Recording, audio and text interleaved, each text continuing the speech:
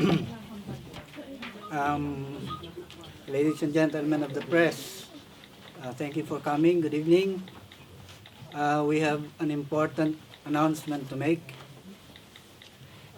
This is dated October 5, 2016. Announcement on the new composition of the NDFP negotiating panel. The national leadership of the National Democratic Front of the Philippines, NDFP, has granted the long-standing request of Comrade Luis G. Halandoni to resign as the chairperson of the NDFP negotiating panel.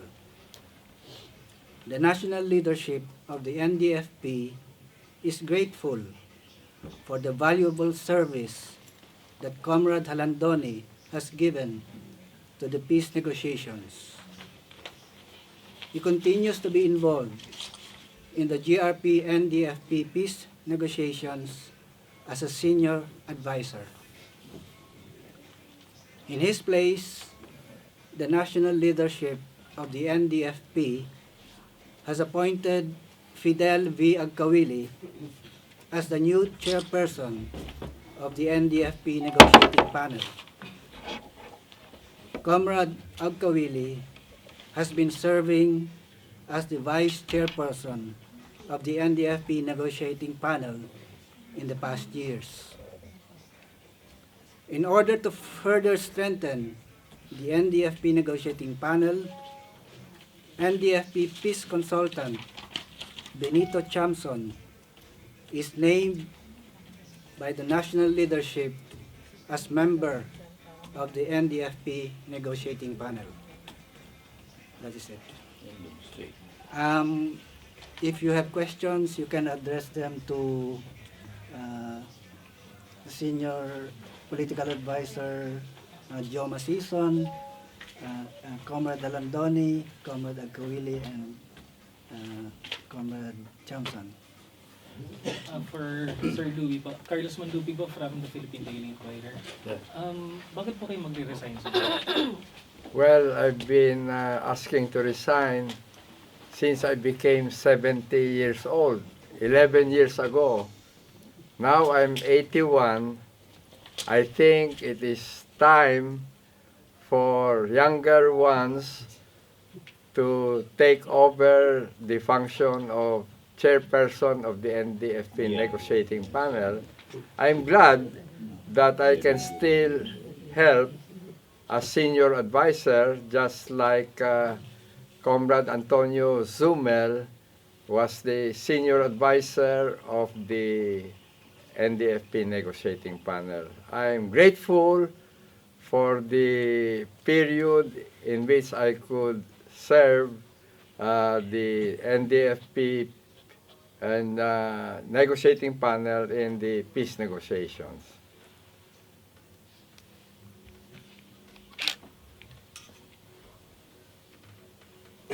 Sir, bakit ngayon po na taon yung resignation? Bakit po ngayon natin inaprubahan sa kalagitnaan po ng negotiation natin with the government? Oh, matagal-tagal na rin kasi since I was 70 years old. I already submitted my resignation to the national leadership. But I was requested to continue serving, but now I think this is a very opportune time because there are high expectations, big potentials, and possibilities that the Filipino people look forward to. So I think it's a good time that I step aside and then have Fidel serve as a chairperson, and we are glad that Comrade Benito Chamson will be giving more strength to the panel with his wide experience and also his deep commitment. Capidel, what do you think yung mga challenges that you looking ahead, what do you think are, The younger one. since you will be taking over the helm, ano ang nakikita mo mga posibleng balakid sa ano mo, sa gagawin mo dito sa bagong assignment? Hindi, ngayon, magandang mga oportunidad di ba, na binubukas dahil nga rin sa pinapakitang political will ni President Duterte. At saka meron din namang political will ang kilusan, no? To arrive at agreements, no? That will help bring about reforms, social, economic, and political sa ating lipunan. Yun ang magiging main challenges. Whether to get the government to accept yung mga kinakailangang reforma na gagawin, no? Sa ekonomiya, tulad ng land reform, ng mga national industrialization, if we can succeed in negotiating such an agreement, maganda, no? Anong reaction mo ni Presidente? Is he amenable dito sa replacement at this juncture na in the middle of the negotiations, nagkaroon ng change of the players? Ano naman yan? Amin desisyon yan. Wala ba siyang influence dito na magkaroon ng leadership changes? Wala. Negotiating panel? No. No, ang bilis mo namang magtakbo rin ng isip. Hindi, wala.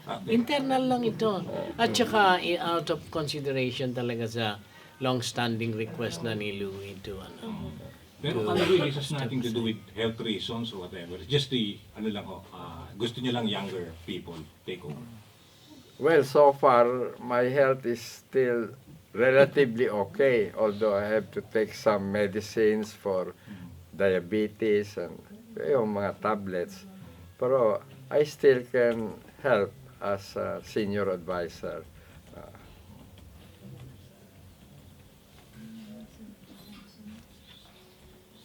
For Sir Chamson, being a new member of the panel, ano niyo sir, in-expect tsaka being Dahil baguhan ako, di siyempre mas importante sa akin yung mag-aral.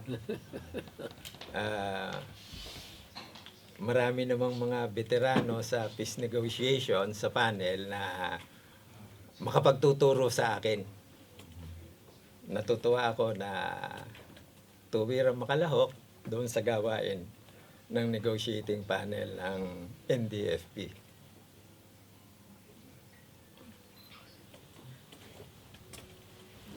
Sir, for tomorrow po, pwede na ba kami magtanong? For tomorrow. Yeah? Ano sir yung ninyo? Plans ninyo? Laying down of arms. Ano sir yung take ninyo doon? Sir Joma. Pag-uusapan pa yung hindi pa pirmi yung agenda. Apo. Nagtatanong na siya kung ano daw ang plano bukas sa talks. Hindi pa pirmi na. Ang plano mo kasi, may opening ceremony sa hapon, may Pagdating nila Kabele. may pag-uusap yung team ng dalawang panel tungkol sa agenda. I-firm up nila kasi nagpalitan sila ng proposals for agenda. So, they reconcile din, Pero sir, yung stand po ninyo sa no laying down of arms, hanggang ngayon po ba ganun pa rin? Yeah. laying down ng Laying arms. down of arms. Laying down, premature pag-usapan yan. Kailangan muna pag-usapan anong nilalaman ng peace process na pakinabang ng sambayan ng Pilipino. Lalo na yung sa Kaser. Dapat makita natin kung ano yung makukuha ng sambayan ng Pilipino. Ang negotiation less adversarial kapag common point of reference yung interest ng sambayan ng Pilipino. Ihahabol ko na lang po, napag-usapan kanina yung younger generation. Paano po ba, sa tingin nyo, paano pwedeng mag-engage yung younger generation sa peace process? Medyo, medyo detached from the youth. I mean, the karamihan ng kabataan. Umpisa na ito, yung letting younger people come up, no? So, you can expect also, no, pagdating ko ng 80 or even earlier, I may decide to, to retire, no? And, yung, premature yung balak ko, no? Nakasentro sa, composition ng, panel ang okasyon na ito. Pero sir, paano po makaka-apekto po ba yung pagwala po ni Sir Louie? Itong pagkawala po ni Sir Louie as chairman po ng Hindi NDFP. makapekto dahil he will be around sharing his experience and his insights and foresight, no? So, I would like to add, because Connie, Ledesma, and I were in Davao, and we had forum with the Holy Cross Academy. Plenty of young people were there, and they showed great interest and commitment to be part of the peace negotiations, do their share, and take responsibilities. Sa pamantasan ng lungsod ng Maynila, just a few days ago, actually September 26, doon marami din mga kabataan of both genders, very interested, and I think they're responding. So the youth in the Philippines will play a very big role, and the NDFP puts a lot of value and encouragement that they play their role in building a strong and developed and peaceful and independent Philippines. So it's a policy of the NDFP leadership to promote as something necessary the involvement, participation, and contribution of the youth. May ano po ba? May retirement party? Pension. Kung may May pension retirement din ba? party daw. Saan? Kung may party sa Despedida. Kung may despedida. pension. Sino mag-retire? Hindi, si Louie. Dito sa pag-retire niya as chairperson.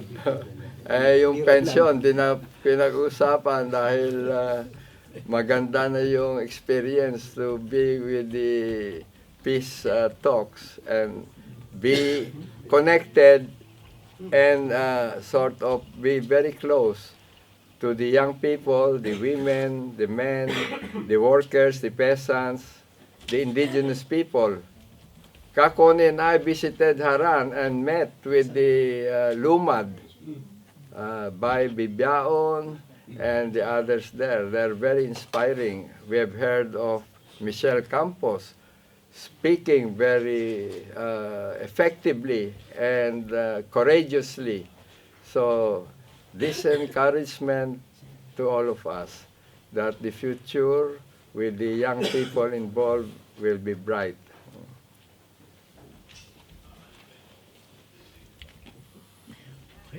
Kapilal, may ano po kayo? May any apprehension sa inyong bagong role? Ako? Opo. Ha? Oo. Alam mo, I'm always, no, I don't, to be frank, ha? Mahirap yung role ni Louie.